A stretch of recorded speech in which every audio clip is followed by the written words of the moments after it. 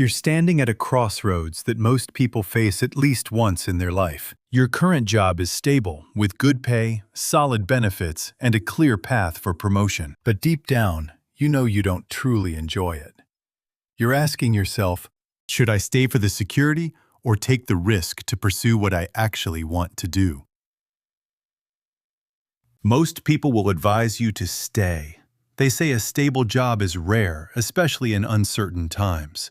They tell you that passion is beautiful, but it doesn't pay the bills. However, there are also people who left and say that even though it was difficult, they never regretted living life on their own terms. But what happens after 15 or 20 years? When you look back at the decision you made today, how will you feel? If you choose the stable path, you might climb the corporate ladder, receive steady promotions, and enjoy financial comfort. You won't have to worry about losing your job or unstable income. But over time, you may realize that you're just going through the motions every day. The excitement fades. If you choose to pursue what you truly want, you may face years of uncertainty. You might earn less money, and there could be periods when you struggle financially. But you also get to do something meaningful to you every day. Even with the difficulties, you feel alive rather than just existing.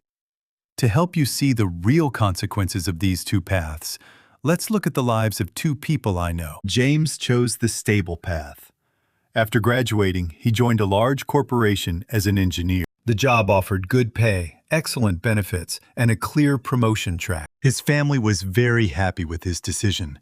They told him it was a secure, long-term career, something many people dream of. For the first 10 years, James worked hard. He got promoted twice, his income grew steadily, and he was able to buy a house and a car. His financial life was comfortable compared to many of his peers. However, over time, James realized he didn't feel fulfilled. Every day felt repetitive, and he was solving problems he didn't care about. He once dreamed of becoming a product designer, but he gave it up because he thought it was too risky. By the time James turned 45, he had been at the company for nearly 20 years. He held a mid-level management position with stable income, but he felt like he was slowly dying inside. He no longer felt excited about his work and didn't know what he truly wanted anymore. There were mornings when he didn't want to get out of bed, yet he kept going because he was afraid of losing the security he had built. James later told me that if he could go back 20 years, he wasn't sure he would make the same safe choice again. Sarah took the opposite path. She worked in marketing at a stable company with good pay and recognition. But she always felt she was doing work that didn't align with who she was. She loved writing and wanted to become an independent writer.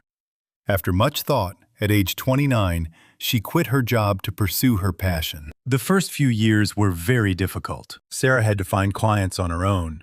Her income was unstable, and there were months when she earned very little. She lived frugally and even had to borrow money from family at times. Many relatives advised her to go back to a corporate job because passion doesn't pay the bills. But Sarah persisted.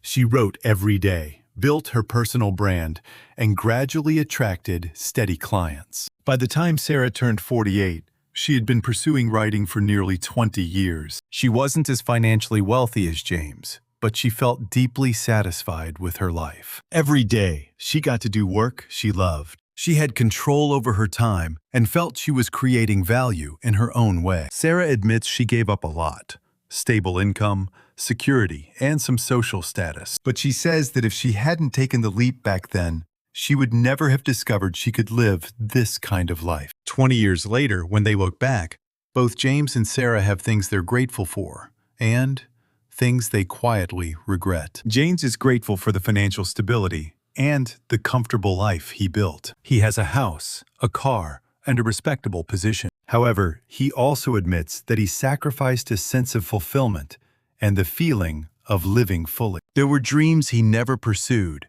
and now he feels he missed an important part of his life. Sarah is grateful that she dared to live according to her own values. She doesn't regret stepping out of her comfort zone, but she also acknowledges that her path was full of struggles, and she sacrificed financial stability for many years. There were times when she felt pressured and alone because few people understood her decision. Both paths involve real trade-offs. James chose safety and stability, but had to live with a sense of emptiness in his work. Sarah chose to follow her passion, but had to accept years of uncertainty and risk. The question is not which path is better. It is, what are you willing to trade? Are you willing to live with a stable but unfulfilling job?